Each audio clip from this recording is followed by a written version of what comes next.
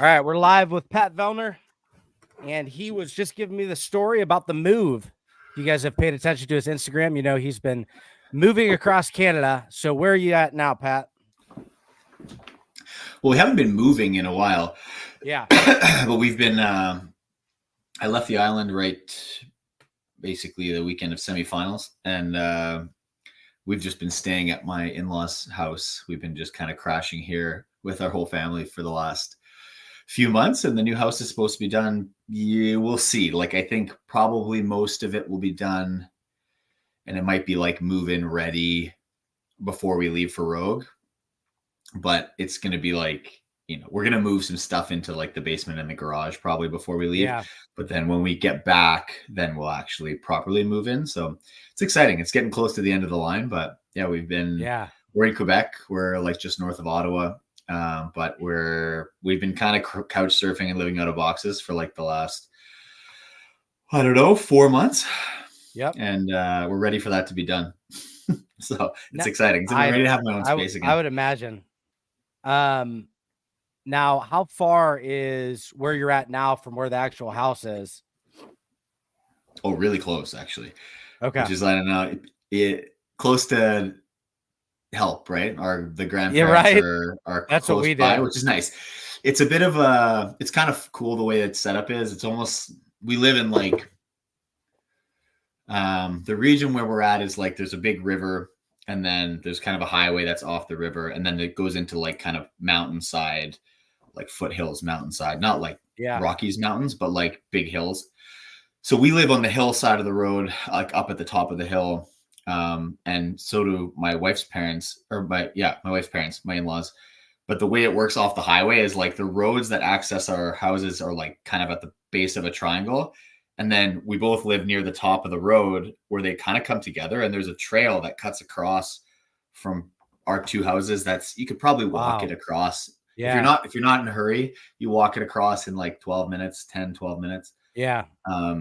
But if you're going to drive, you got to drive all the way around and take the highway back up. And the drive is probably like 8 or 9 minutes to do. Yeah. So if you don't have to carry anything, you just walk. Yeah. And it's been nice for the build, because you like at the end of every day, now that they're doing lots of finishings, you walk the dog over there, you go check it out, you see what they did that day, you catch any little things that you want to change. So kind of every day we can walk over and babysit the build. But even long-term kids going to school, they come home from school, if we're working or doing whatever, they can skip over to grandma and grandpa's place, and it's not far, it's not hard. And my wife's sister actually lives basically at the bottom of the hill from here. Oh, really? So we've got like an aunt that's right nearby, and it's kind of funny. I feel like the joke is my wife's got she's one of 3 girls. She's the oldest of 3 girls, and everyone's kind of moved out, did a bunch of stuff, went and did their education, started their careers, and then people have kind of slowly started moving close to home. And the youngest sister is still, she's not that far, but she's the farthest. And we're waiting for her to buy a place that's like down the road, and then we're gonna have a little commune. That's great. So it's nice. There's lots of family nearby. It's good for family stuff, and that's kind of why we moved back out here, was to have more help, really, like to have more community and be close to people. Would you have stayed where you're at? Like, if you had the choice and family was in both places, would you have stayed where you're at, or had that ran its course? I think we would have. If we had family there, like if one of our families was there, we probably would have. Where we were was like an awesome place to live. It's beautiful, great place to live. Yeah. It was awesome we were there for 5 years. But that's where my wife got her residency, and she started her career there. And then the plan was always, once we start the family, we might have to move back to somewhere, because it's tricky. You just don't have people. But by the time we moved, we started to have some better friends that, would help you in a pinch or look after your kids or whatever. But our joke over the years is like, your friends will look after your dog. Like, they're not, it's kind of tough to call your buddy and be like, hey, can you look after both the kids? I got an emergency. Yeah, my kids. Yeah. So those little emergencies come up, and whatever, like your kid gets sick and has to get pulled out of daycare. Like, it's hard. What do you do? And then it's just like, boom, one of us is staying home from work. What does that mean? And it sucks to have those hurdles. So from a lifestyle perspective, without kids, where we lived was amazing. With kids, it makes a huge difference to have just that sure thing kind of help around, even just in the simple fact of like being able to go have a date night and do stuff. Like when we lived on the That's island, what I was just going to say. We didn't do anything. Nights. Like you don't service your own relationship at all, because all of your time is spent working, doing whatever, looking after the kids. And you just like, you don't even realize it. And then like a year goes by and you're like, holy fuck, like we haven't spent any time together, just us. Right. And some of that stage of life, but I think, we definitely get some of that back living here, just having both of her sisters around and her parents. Where we lived, my parents were, a 2-hour flight, hour and a half flight probably from where we were, and her family was like a 6-hour flight. So there's nobody that's nearby. Even when we had our second kid, he came quite early, and we had a plan of family was going to come visit and kind of help us out in that first stage while my wife was pretty laid up. And then we kind of made the middle of the night phone call being like, hey, to my family, like if you guys have nothing going on, initially my wife's family was going to come first, and we were going to kind of offset them so that the house wasn't super crowded. So they were kind of going to come first. And then when they left, my parents were going to come trade off basically. And then we like flipped it, cause he came, a couple weeks early. And we're like, fuck, like we could use some help. Dude, let's get like, see if my family's available. It threw me off too, man. Like I didn't have the crib built. I was really slacking on that first one. People that we knew like came, like I was like, all right, I'm going to do the crib this week. And I really was. My wife's like, yeah, sure. But I was. And then baby came early, and some friends had to come over and build the crib while we were at the hospital. So we'll learn. We're getting older now. Oh, did you really? Yeah. Very similar, because it was our second, right? The first one was basically right on time. And I think for us, or for our first one, I feel like we were more like, not more excited, but just like it's new and fresh. So you're like, you're buying the things for the first time, or you're acquiring things or borrowing from friends. And so you're like excited to set it up. And we're a little more ahead of the game, but the second one, it's like, we have the stuff. It's in the crawl space. I just need to go dig it out. It's going to take me an hour. Like I got to dig it out, put the bassinet back together. No problem. Like, and it was one of those ones we just kept kicking it down the road a little bit. Next weekend, we'll get all the stuff out, and we'll get all the newborn stuff back out. And we'll pull it out of the boxes. And then takes a little bit longer than expected. That weekend, it was like that weekend we're like, okay, it's Friday. I'm like, okay, this weekend, we're a couple weeks out. Like we got to do this for sure. Like we'll do it this weekend. And then like had dinner. My wife went to go have a bath, and then like basically went into labor like in the bath. And we had just had a conversation about it. And we were like, so we went to the hospital, got organized. And then the next morning, actually, no, she didn't. She was labored for a little while, but it was the following morning after that. I left her at the hospital. I'm like, I'm going to go home and just do a quick blitz and like pull this stuff out, because now we really for real need it. And heck yeah, dude. Ran home from the hospital and crawled through, picked up everything we needed, put everything back together, and it was fine. But it's nice when you already have it. Like if you don't have it, or it's not like you're building the crib from the first time, it's a little different situation. I don't know if this guy, so people in the chat show up as like different names. I don't know if this guy is, so he's got Taylor Self's picture, but he's calling himself Roman. I don't know if that's like a Roman K type thing. He says, Uncle Pat's so strong. Hey, Philip, Augustus has a question, and I'm gonna phrase it a little bit more professionally. He said this a while back. So these days, as you're 34 now, right? And you've got a family. You obviously have to be more selective. What factors into whether or not you do a competition? So it depends a little bit. I think, money talks for sure. Like if there's big prize money, big athletes show up, like that matters a lot.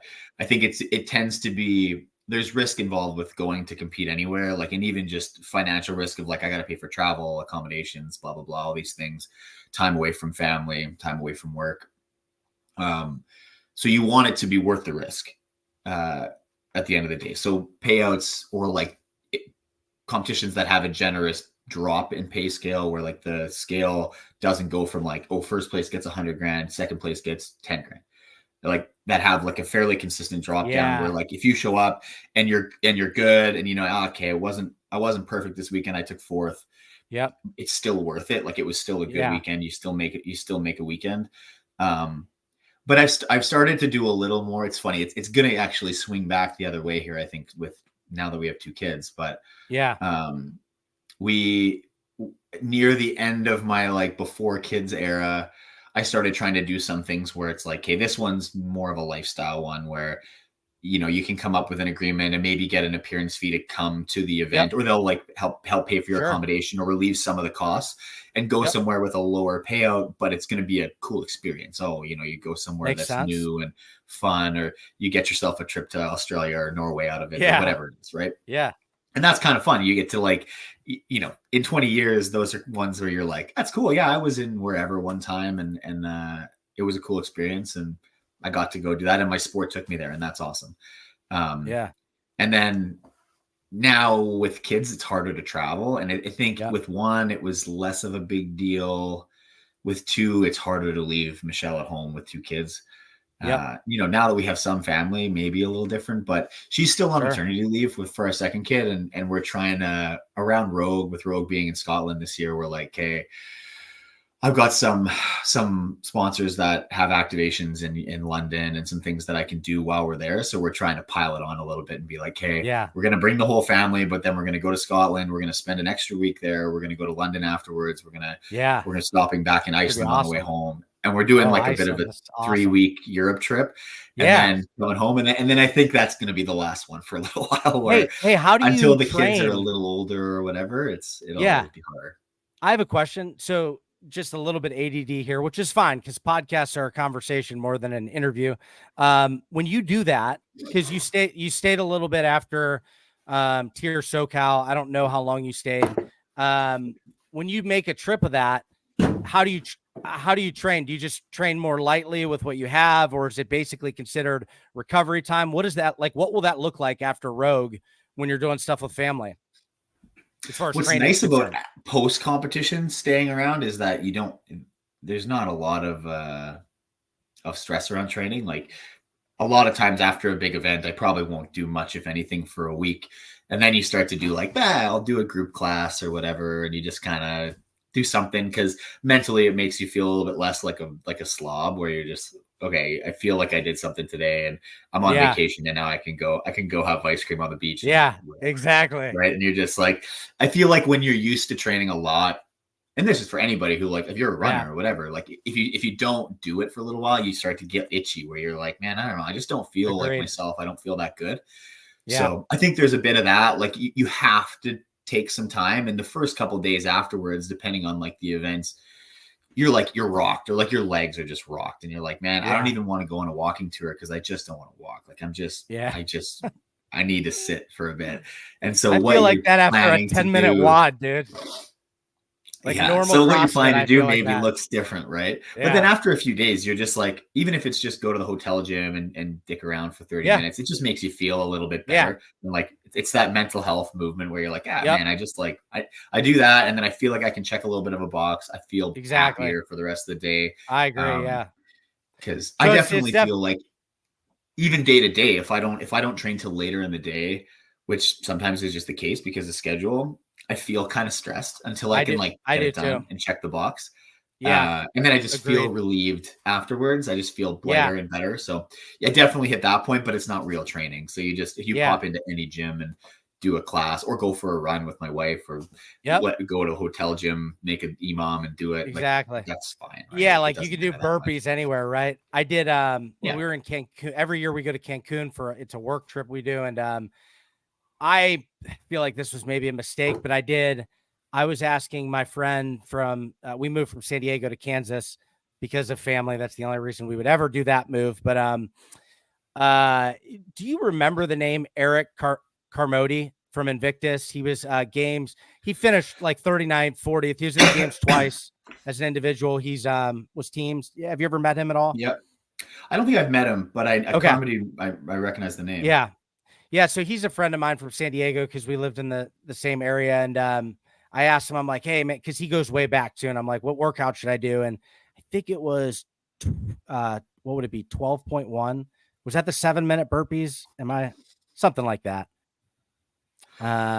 There was a 17-minute one that was burpees target and burpees, snatches. 7 minutes. No, it was the 7 minutes of target burpees. And I remember thinking, oh, this is perfect. It's just 7 minutes of burpees. And I'd forgot how horrible it was until the other day. Rogue has this 5-minute burpee challenge coming out. Yeah. So after class, I'm already tired. There's a group chat I'm in where they're talking about doing the burpee challenge.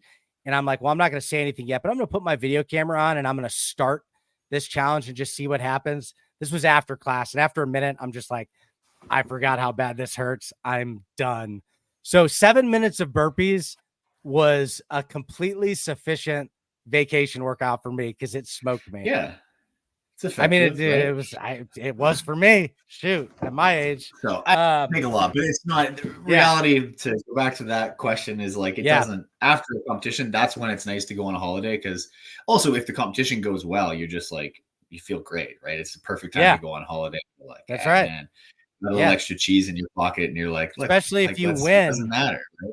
Back to back row. So, hey, what's this about? Did you see this post? Somebody said, did you have a good laugh when people started to wish your retirement under one of your posts? Oh yeah, I can't even remember which post it was actually recently, but I did think that was funny. People are really trying hard to get me out of there. I mean, you're still completely competitive. I know it's hard to gauge this year, but I mean, you're always in it. That's what I think I titled this, always in contention. You still are always in contention. How does it feel different? I'm very curious because I don't even want to say my age. Fine. I'm 38 and I started CrossFit at 34 or 33 because I just turned 38. And it already feels different for me. The biggest thing is recovery right after a hard WOD, like the actual 10, 20 minutes of like my head throbbing and my throat sort of burning. If it's a tough one, that has already just in the last 4 years got a lot more difficult. Does it actually feel different for you out there as far as recovery time or recovery afterwards, or still pretty similar as to where you're at? Yeah. I think it's hard to gauge that stuff in general. Like, it's like getting taller, right? Like, I can't remember what I felt like 7 years ago. Like, I don't know. I think probably like, I have more, I feel like I'm like fighting injury more often where I'm like, oh, I got to be careful about this, or I'm, and you're starting to notice the signs of like, I got to be a little more careful around XYZ. And I have to manage training more intelligently than I used to. Like, I think you used to be able to just kind of do whatever and your body would eat it. But at the same time, I don't have to juggle as many things anymore because I'm good at a lot of stuff. I have a lot of training years under certain things. And it's like, if I put something down for a few months and then I train it for a couple of weeks, I'm fine. So there's like less urgency to be putting in high volume or things like that. I'd say I have to manage volume better. Honestly, like getting older combined with, I think, what happens as you get older, which is like career changes or, we lost Grant. Is it just me? Okay. With career changes or family changes, it's harder to do to get a lot of sufficient recovery when I have like kids waking me up at early morning hours and whatever else, So I don't know if I just lead this thing. Maybe I'll read some comments. We lost Grant. Sorry, everybody. I'm going to go back up and check out some comments.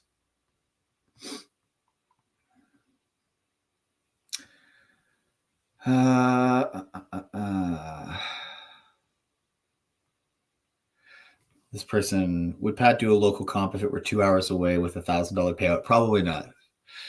2 hours like driving, I'm assuming. If it made sense and I could go there and then spend the weekend and it was a fun place to be with my family, then maybe go steal your $1,000 wherever you go for your local throwdown. Or maybe not. Maybe get my ass kicked and it'd be the beginning of my downfall.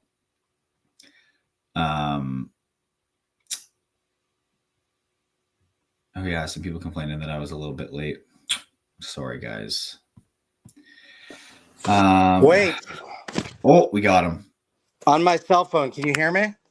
Yeah, we got you back. Oh, wow. Okay, this works. This is horrible because yesterday I was doing a podcast and this weird thing happened where my computer everything went black on both my screens for work. It just shut off, and then it turned back on like a minute later, and I couldn't get back in, and I can't figure out what it is. And I said on the podcast, the other guy who does it with me, I said, man, wouldn't it be my luck if it happens tomorrow with Vellner? I get one of the most famous CrossFitters on my show, and everything goes out. So that's all right. We'll deal with it. What have you been Googling? Are you on some kind of, is the government got you on some kind of watch list? Yeah, I know, right, dude? Freak. I don't know. We'll just do it this way, though. Okay, what were we talking about? You were asking about age and recovery. Oh, yeah. Okay. And I had just started saying it's like some stuff about it's like that sometimes it's not just your age, I think, but it's things that happen as you get older, like career changes and family changes and stuff like that. Like, honestly, I'm not gonna lie, my training before the games this year was fucking hard because I don't have my own house. I don't have my own place to do things. I don't have my stuff. Like, I don't have time. I got 2 kids that are up at whatever hours and a newborn. And it's just like that stuff makes it challenging. It's like, I look at some of the guys and women who are sleeping 10 hours a night and just like, that's awesome. When all you got to do is like, think about your performance. That sounds great. 7 hours works for me. I'll take 7. Oh, if I can get it. Yeah, that'd be amazing. Yeah. But, so those things I think make it a negative impact, and I can't exactly just drop and take a nap in the middle of the day if I'm feeling like I need it. So I think that one of the things I tell myself in our sport is that's kind of nice to to train yourself to be resilient in some way, where you're like, hey, sometimes we have to do things in competition at weird hours or with little notice or whatever, and you just have to kind of be ready to roll with it. And if your general existence is just having to roll with it, that comes a little bit easier, I think, and it's less shocking, and you get less stressed about those things. Because I definitely do see on the flip side of it, in competition, you get a lot of people who it's stressful. Like, people are high strung and it's stressful. It's the most stressful time that we have. But you see people who have not poor coping, but maybe you see people who have better coping skills when it comes to stress and pressure and all these things. And I think part of that comes from managing it on a more regular basis. And if you all of a sudden are in competition and it's like you don't have access to your coach, or your wife's not there cooking you meals, or your whatever, like those things start to throw people off. And so I don't know, if I think my day-to-day exists with a little more chaos in it, and go figure, when it comes to like chaotic events at the games or situations, I tend to do better in those types of situations than a lot of my peers. Makes sense. Here's a good one.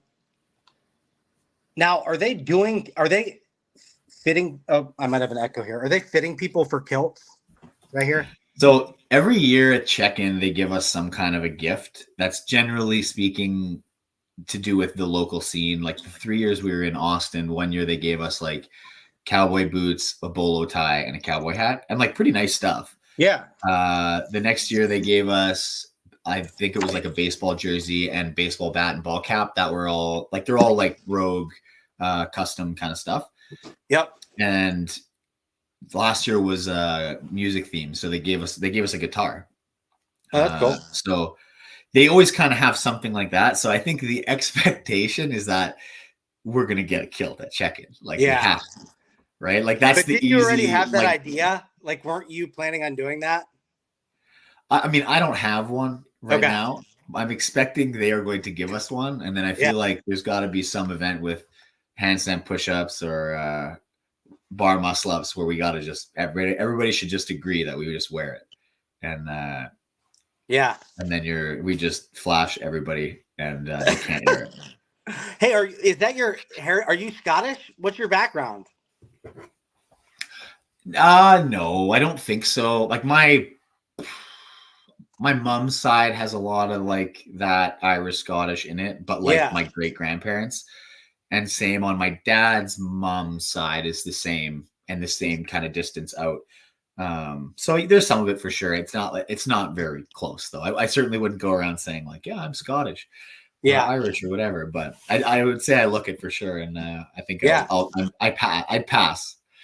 I'd pass the eye test out there. Yeah, you would be passing. Okay, so Rogue, because that's what I was really curious about talking about here. We're almost there, and you're the defending champ, right?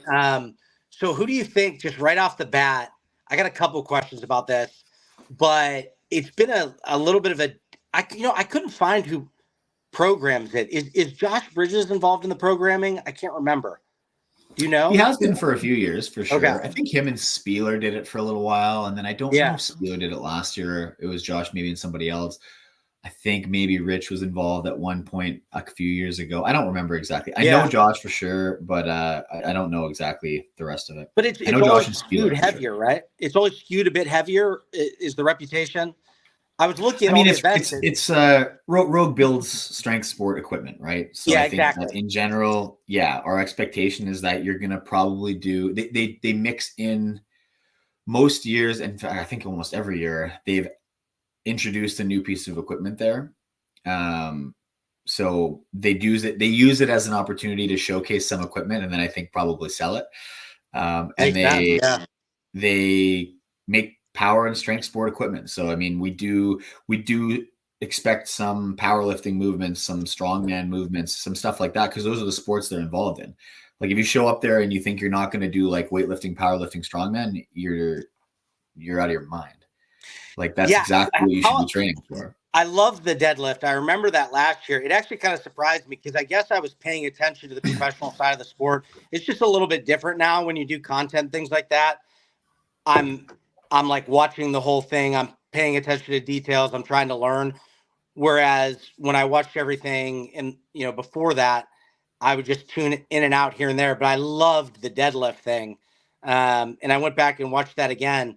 Have they had a max? Do you remember if they've had a max lift event every year, or has that been sporadic? At Rogue? Yeah. 19, they had a clean ladder, but like a sprinty clean ladder, like 10 reps at whatever weight, 8 at another weight, 6 to 2. 2020 was online. We did a clean and jerk. Did you win 2020, the online? Yeah. Okay. Yeah. So we did a clean and jerk then, which was kind of cool. The way that they did it. And it was like, it went up by 10 pounds basically. And you did a lift every 3 minutes or so until you missed. And then 21, we did the Bella complex, which was like a clean and jerk complex. Yep.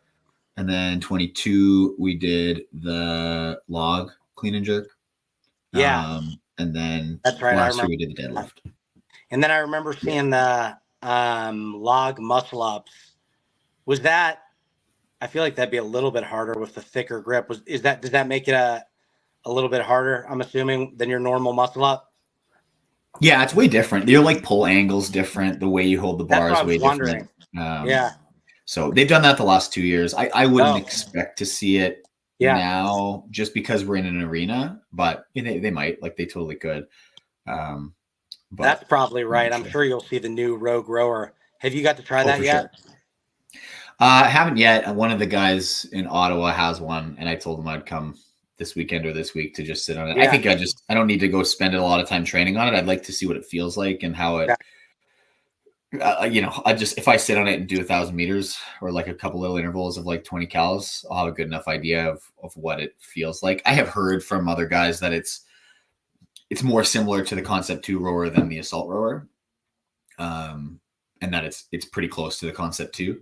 Yeah. So, I'm sure that that's what they're trying to do. I think the Concept 2 is obviously the best in market. Like they've been doing it forever. Like that's their meat and potatoes. So I feel like if you're going to try to emulate anything, it's probably like get as close to that as you can and add your little flavor to it. So I think it'll be pretty close to that. I don't think that'll be a massive change. And same thing, you get on echo bikes. My gym doesn't have an echo bike actually here. The at my house I'll have one, but the place I'm at right now only has an assault bike. So I've been doing more assault bike lately, and so same thing. I go to town twice a week right now to just do more.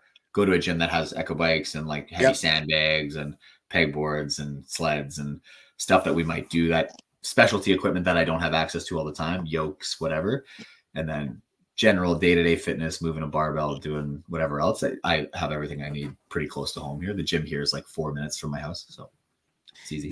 Now, is as far as looking over your shoulder on this one, as the defending champ, I mean, you've got, of course, Adler's going to be there, who's your fellow Canadian, and he's always one to worry about. Is there anybody new that you think might give you a run for your money, like Dallin or Hopper, or anybody like that you might be on the lookout for? I mean, yeah, and I mean, those guys aren't new, right? Like, I think anybody who's been paying attention has seen Dallin coming for like 3 years. Jason's a little more hot and cold. I think sometimes you're not sure exactly what you're going to get. He's either going to be great or he's gonna face plant on a couple. It seems like he's dialed in a little more now and he's more consistent, which is great. So those guys will be good. Jeff will be great, and he didn't compete at the games, right? So he's been. You better believe that's been circled on his calendar for a little while. This is like a big thing for him, I'm sure. But that field, the thing about like a 20-man field is it's deep, right? Like, if Ricky's ankle is back good, he'll be good. Like, I think the style of competition at Rogue doesn't suit everyone. Like you said, with it being a lot generally heavier, generally more odd objects. So sometimes you can pick people out based on that. Like, I think there's a lot of people who don't expect James to be as good at Rogue as he was at the games just because of the style of event. Yeah. And there might be something to that. I don't know. We'll see. But there's definitely, the thick guys like Dallin, guys who are strong. Wait, did you just say, I'm sorry, I missed you. Did you just say James or no? Yeah, I said he may not be as strong at Rogue as he was at the games. Like, that's kind of what the narrative has been. I wouldn't look past him. He's very, very fit. But the things that he's best at are less likely to show up at Rogue, right? And, I mean, even top 10 has done worse. Even top 10 there, I think would change some people's opinions on him. And if he happened to have a top 5 finish at Rogue, I think people would really start to him a bit more seriously. But I mean, he's even said it. It's just heavier weight is something that going from the teen division to now has been something that he's had to work on. So yeah, definitely. Yeah. And he's made huge strides. Like, I'm in no way like sewering James. I think he's done extremely well. And he was super impressive at semifinals, super impressive at the games. Like, I think he's awesome. But that's just the thing about certain specialty events is, like, you compete at Wodapalooza, you compete at Rogue, you compete at the games. They're all different and they lean slightly different. And you see a different style of athlete successful at each one. Like, you look at even like a good example is Ricky Garrard. Like, Wodapalooza the last 2 years, he's crushed everybody. It's a great competition for him. It's generally very gymnastics heavy, moderate weight barbell cycling. It's pretty classic CrossFit with a swim event, and often they'll have running in it. Like, he does great. He's hard to beat at that competition. Yeah. But the last 2 years at Rogue, he's underperformed, I would say, people's expectations, whether those expectations are fair or not, because I think the average person doesn't necessarily see the leaning of those events. They just see like, oh, who's there? Oh, he beat these guys last time. Like, he should beat them this time. But the style of event matters a little bit. And I think that there's guys who benefit from that and guys who don't. Like, I've generally been successful at Rogue relative to other events. I'm not totally sure why. I think it's because I'm pretty good at odd objects and pretty good at doing new stuff. So whenever they add something new, I take a top 3 finish in it, and everybody else who's a contender takes like a bottom 10. The point system is different at Rogue too, and that costs them a lot. And so I tend to just like, I get a little bit of a leg up, I think, on my competitors in that respect at Rogue. So that runs out at some point, but I get lucky with it repeatedly, we'll say. But you're in that's the thing. It's just it is different. So a guy like James, I think you're right. Like, if he puts in, and I expect him to be top 10 for sure. I think that if he starts to like creep into top 5 conversation, people are going to look at him very differently. Have you said if you're doing Miami yet? Have you said anything about whether or not you're doing that? I haven't. I'm very likely to be there though. Okay. Got it. Yeah. I work with Tier, and I think that it's a good competition. Yeah. That's kind of I'll do that. I'll finish there. And then I think there's also some question about what the CrossFit game season will look like next year. And so I think that that's the last kind of big event on the calendar before who knows what. And it's Miami. I think that you're probably going to see a lot more people coming to Miami or doing the team division or whatever there, just because it might be people's last shot for a little bit. Sure. So people are probably going to hedge their bets a little bit. Makes sense. One last thing that you said there, you mentioned semis, and James being great at semis. So you're in the East now, aren't you, or no? Yep. That's I guess whatever that means. We don't know if it's the same season as last year. Good point. Yeah, you would. So you would have been in the East. Yeah. If everything's the same as last year, I'll be back in the East. I used to compete in the East from 2016 to 2021, 22. Yep. I only did one semifinal out West. I think two semifinals out West, okay. Despite living there for five years because of basically COVID and all that stuff. In my head, it's just West because that's basically the whole time I've been watching. I've seen you in the West. Yeah. The last 3 years or so. So it's funny. I grew up out West, and then I competed all out East, and then I moved back West, and now I'm back East. Yeah. So just kind of has East whatever. So you go where the game is. The field looked a little bit deeper in the East there. That's not to take anything from you in the West at all this year. But has that been something that flip-flopped traditionally, or has just this last year, was it that people were saying, hey, the East looks really strong? Or has there, historically, has it been the East has had a stronger field, or is that just something that was more of a, this year, last year type thing? I think historically the East has been stronger. Okay. And then in the last couple of years, I would actually argue that in the last 3 to 4 years, the West has better men. I'm just talking about the men's field. No, the West has better men, but the East has a lot more depth. So like sense. if you took the top 5 in the West in the last 3 or 4 years versus the top 5 in the East, I think the West men beat them. Yep. But if you take the top 20 against the top 20, the East wins. Like if you just look at like last year's semis top 5 in the West, it's Justin, Brent, James, me, Sam Kwan. So all of those people have stood on the podium at the games. Yep. And 2 of them have won it. It's more when you're like in that fringe area, 10th, 11th. Yeah. You start to get a little bit worried. I think to qualify in the East is probably harder. To win in the West is probably harder. I don't know. Yeah, Jeff is pretty fucking good too. But I think that I don't even know who was 4th, 5th in the East last year. Mind you, I wasn't competing there and I wasn't paying that close attention. But I think it probably looked something like Jeff up there, Roman up there. I think it was Jeff Dallin, Roman.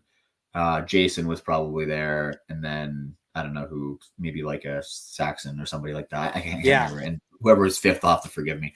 But All right, 2 more questions, and anyway. We're gonna get Pat out of here. I'm gonna do one of Augustus's and then one of my own.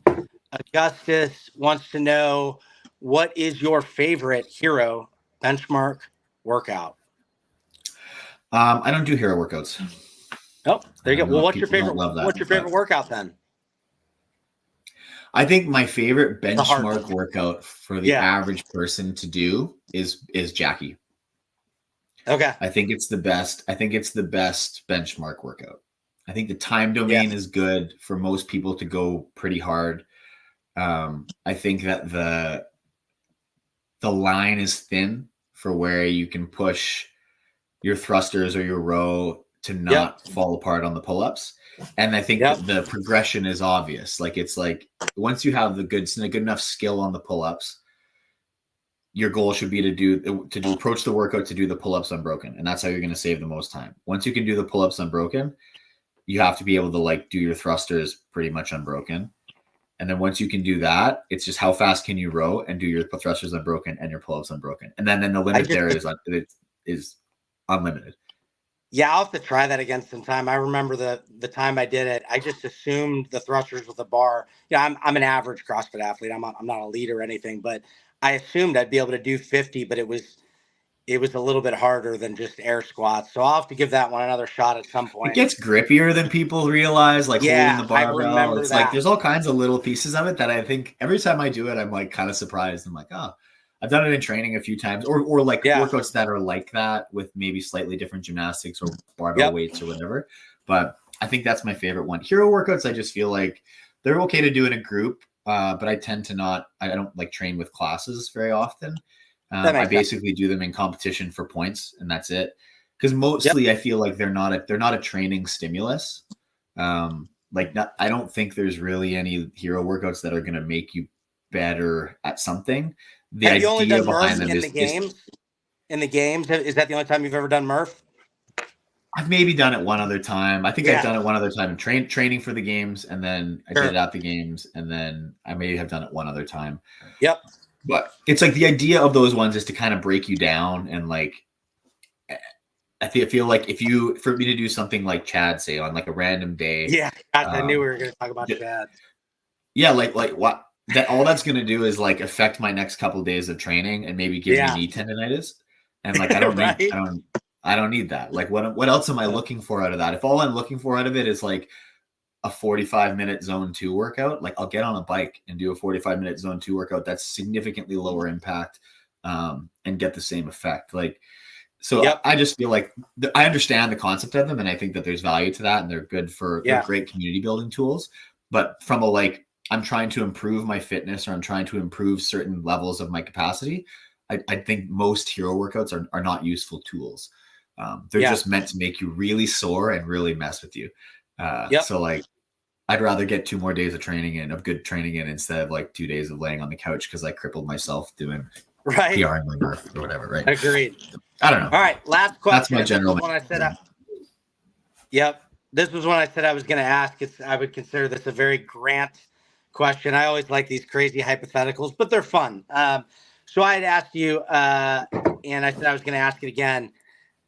Who wins, Patrick Vellner right now, or say 2018 Patrick Vellner, and why? Yeah. So I think part of this isn't a weird question because I know. I think it depends when the competition is. Like, do I transport 2024 Pat to 2017 or 2018 to compete against that in that competition? Or do I transport younger me to now? Like, throw out the part about the snatches. We know how to do them better now and stuff like that. What I'm more thinking about is I'm curious if maybe you're I don't know, we're a little bit quicker at burpees back then or something like that, but maybe you've become a lot more just intelligent about how you go about your workouts. I'm curious about just like, if you have 2018 Pat and present day Pat in a competition, you're not sending him back. Who are you putting your money on? Do you think the knowledge you've accumulated is enough that you could beat yourself, even if you're maybe a tad faster on a few things? And the competition is like this weekend or something. Yes. I think I would probably win now, but not because I'm significantly fitter or stronger. I actually think I was probably stronger then. Oh, wow. And debatably fitter. But I think that the things that we do now, we've added a lot of things into the repertoire now that I had no exposure at when I was 28. But now, 6 years later, I've done a lot of times, and I would crush myself at it just because of that. I've got experience in avenues that I didn't have before. Or we have new pieces of equipment that we never used back then. Like, we used the ski erg for the first time in 2017 in competition. And like, I've used it thousands of times. So like, you just have more hours on more things. And I think that makes a difference. I think I'm a little better at maybe like where and when to push. But I think it would maybe depend on the style of competition. I was pretty good back then. The field, I don't think has gotten the top of the field. I don't think has gotten that much better. To be honest, I think the field as a whole has gotten significantly better, and they've rose up to where that top level is. So yeah, I don't know. I think I could probably take 2018 me, but I don't think it would be a runaway. Like I'm not that much fitter or better. But I got some tricks up my sleeve that maybe 2018 me would know him. That's funny. Well, that's it, guys. I want to get Pat out of here. I really appreciate your time. Hey, thanks for hanging in for the technical difficulties. Sorry about that. I'm glad I was able to log back in. Read it for a few minutes. Yeah, that's awesome, dude. I really appreciate it. I have no idea where this is going to take me after I end this. So if it seems like I just totally hung up on you, sorry about that. Since I'm on my phone. I'll leave this time. Okay. Yeah, you leave. And then that way you're hanging up on me. Thanks for your time, Pat. All right. Thanks for your time, Grant. See ya. Appreciate it.